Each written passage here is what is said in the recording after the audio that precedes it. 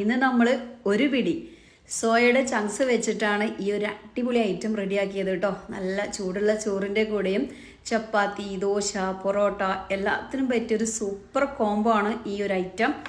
കാണുമ്പോൾ തന്നെ അറിയാലോ ആ ഒരു ബീഫിൻ്റെ ടെക്സ്ചറും കാര്യങ്ങളൊക്കെ കിട്ടിയിട്ടുണ്ട്. ഒപ്പം ഇന്ന് നമ്മൾ അപ്പോൾ നിങ്ങൾ പലരും പറയും കേട്ടോ, എങ്ങനെയായാലും സോയാബീനല്ലേ ബീഫിൻ്റെ അടുത്ത് എത്തൂല. നമ്മൾ ഉണ്ടാക്കുന്ന രീതിയിൽ ചെറിയ ചെറിയ മാറ്റങ്ങളൊക്കെ വരുത്തി നല്ല രുചിയിലൊന്ന് റെഡിയാക്കി നോക്കൂ.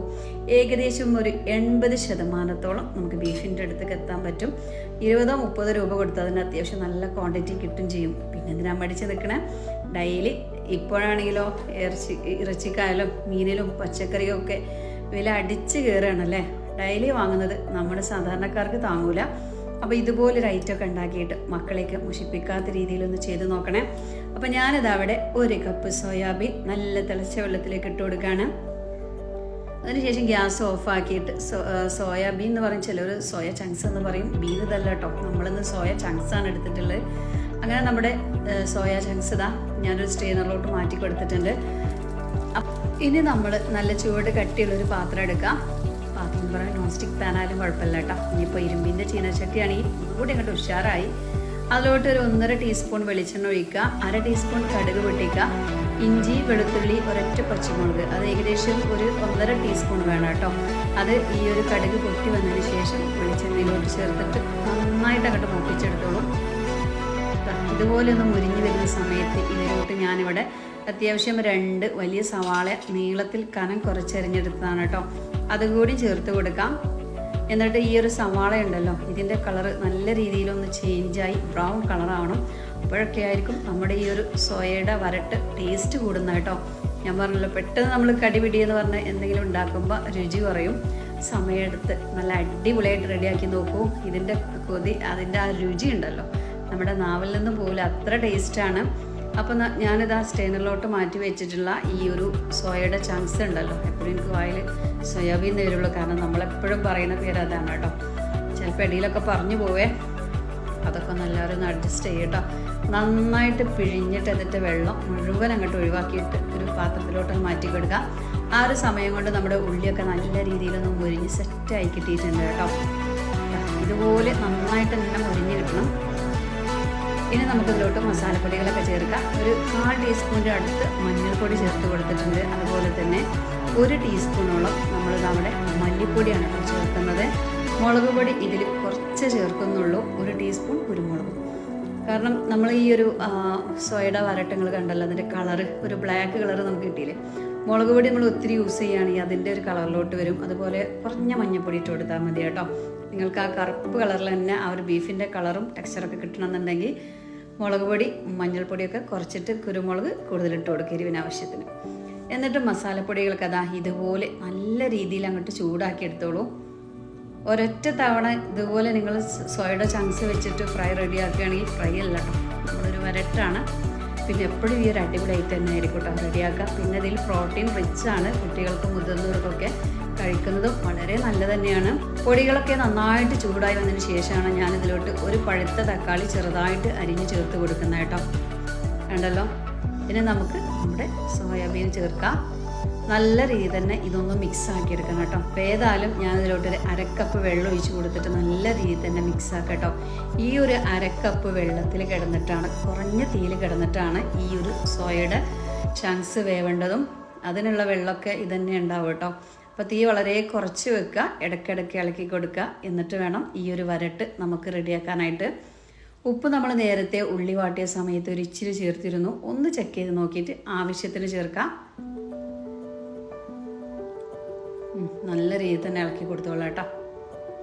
ഇനി നമുക്ക് 1-2 തണ്ട് കറിവേപ്പിൻ്റെ ഇലയും കൂടി ഇട്ട് കൊടുത്തിട്ട് കുറച്ച് സമയം ഒന്ന് അടച്ചു കൊടുക്കുക. ഇതിങ്ങനെ അടച്ചു കൊടുക്കുക, ഇളക്കുക, അങ്ങനെയാണ് നമ്മളിത് വേവിച്ചെടുക്കേണ്ടത്. പിന്നെ ഈ ഒരു സോയാബീൻ ഒത്തിരി വേവൊന്നുമില്ല കേട്ടോ, ഈ ഒരു വെള്ളം തന്നെ മതിയാകും. ഏതായാലും സംഭവം നല്ല അടിപൊളിയായിരുന്നു കേട്ടോ. ഡയറ്റൊക്കെ ഫോളോ ചെയ്യുന്നവർക്കും വെയിറ്റ് കുറയാൻ ആഗ്രഹിക്കുന്ന ആൾക്കാർക്ക് പ്രോട്ടീൻ റിച്ച് ആണല്ലോ. അപ്പോൾ പ്രോട്ടീൻ കൂടുതലാണ് ചെല്ലുമ്പോഴേക്കും നമ്മൾ താനെ വെയിറ്റ് കുറയാൻ തുടങ്ങും. എന്നും ഒരുപോലെ ഉണ്ടാക്കാതെ ഇതുപോലൊരു അടിപൊളി ഐറ്റം റെഡിയാക്കിക്കൊള്ളൂ കേട്ടോ. പിന്നെ ഞാൻ പറഞ്ഞ പോലെ തന്നെ എന്നും ചിക്കനും ബീഫും മീനും ഇതൊന്നും നമ്മളെ കൊണ്ട് വാങ്ങാൻ പറ്റൂലല്ലേ, വാങ്ങുന്നവരുണ്ടാവാം കേട്ടോ. എല്ലാവരെ കൊണ്ടും കഴിയൂല. അപ്പോൾ ഇതുപോലെയൊക്കെയുള്ള സിമ്പിളായിട്ടുള്ള റെസിപ്പീസൊക്കെ നിങ്ങൾ മക്കൾക്ക് റെഡിയാക്കി കൊടുക്കുകയാണെങ്കിൽ അവരൊക്കെ ഇഷ്ടത്തോട് കൂടിയിട്ട് തന്നെ കഴിക്കും. ചോദിക്കുകയും ചെയ്യുന്നത് ബീഫാണോ എന്ന് ചോദിക്കും കേട്ടോ. ഏകദേശം അതേ ഒരു ടെക്സ്ചറോട്ട് തന്നെ ചെല്ലുന്നുണ്ട്. കാണാനും കഴിക്കുന്ന സമയത്ത് നമുക്കറിയാമല്ലോ ആ ഒരു സോയാബീൻ ഇറച്ചിയുടെ അതേ ഒരു ഇതാണല്ലോ. അപ്പോൾ എന്തായാലും ചെയ്ത് നോക്കിയിട്ട് എല്ലാവരും ഫീഡ്ബാക്ക് അറിയിക്കുക. ഒപ്പം നമ്മുടെ വീഡിയോ നിങ്ങൾക്ക് ഇഷ്ടമാവുകയാണെങ്കിൽ വീഡിയോക്ക് ഒരു ലൈക്ക് ഒന്ന് തരണേ. നമ്മുടെ ഫാമിലിക്കും ഫ്രണ്ട്സിനും ഒക്കെ ഷെയർ ചെയ്ത് കൊടുത്തോളൂ കേട്ടോ. എല്ലാവർക്കും ഈ ഒരു സമയത്ത് ഈ ഒരു വീഡിയോ യൂസ്ഫുൾ ആവട്ടെ. ഇടയ്ക്കിടയ്ക്ക് ഇതുപോലെ മൂടിയൊക്കെ ഒന്ന് തുറന്നിങ്ങനെ ഇളക്കി കൊടുക്കുക. ഇതുപോലെ ചെയ്തെടുത്താൽ മതി. ഇനി വെള്ളത്തിൻ്റെ ആവശ്യമില്ല കേട്ടോ. എന്നിട്ട് ഇങ്ങനെ അമർത്തി കൊടുക്കുക, അടച്ചു കൊടുക്കുക. ഒത്തിരി സമയമൊന്നും ആവില്ല കേട്ടോ ഇത് വെന്ത് കിട്ടാനായിട്ട്. ഇപ്പം എന്തായാലും ഇതാ നമ്മൾ ഇളക്കി ഏകദേശം ഈ ഒരു പോലെ ആയിട്ടുണ്ട് കേട്ടോ. നമ്മൾ ബീഫ് വരട്ടി അതേ കളറിലോട്ട് തന്നെ വന്നിട്ടുണ്ടല്ലോ. കാണുമ്പോൾ തന്നെ അറിയാൻ തോന്നുന്നു, എടുത്ത് കഴിക്കാൻ തോന്നുന്നു കേട്ടോ. നല്ല രുചിയുണ്ട്.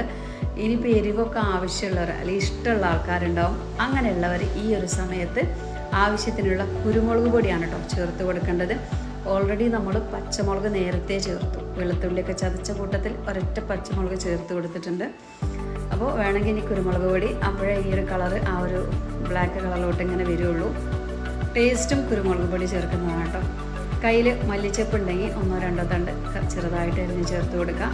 ഒപ്പം തന്നെ പച്ച വെളിച്ചെണ്ണ അതിൻ്റെ മുകളിൽ കൂടെയൊക്കെ ഒന്നിങ്ങനെ ഒഴിച്ച് കൊടുക്കുക. 1-2 കറിവേപ്പിൻ്റെ കൂടി ചേർക്കാം കേട്ടോ.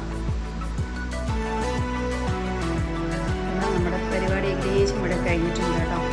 അപ്പോൾ എന്തായാലും ഇതാ നമ്മുടെ അടിപൊളി ഐറ്റം ഇവിടെ റെഡി ആയിട്ടുണ്ട്. നല്ല ചൂട് ചോറിൻ്റെ കൂടെ ചപ്പാത്തി, ദോശ, ഇപ്പോൾ ഞാൻ ഗീ റൈസ് എല്ലാത്തിനും പറ്റിയൊരു സൂപ്പർ കോമ്പാണ് കേട്ടോ.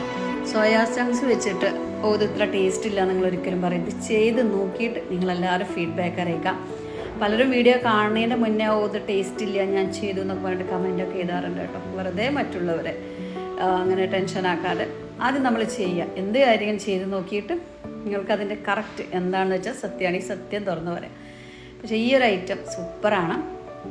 തീർച്ചയായിട്ടും നിങ്ങളെല്ലാവരും ചെയ്ത് നോക്കണം കേട്ടോ. നമുക്ക് ആ ഒരു ബീഫ് വരട്ടീൻ്റെ അതേ ഒരു ടെക്സ്ചർ കിട്ടിയിട്ടില്ലേ.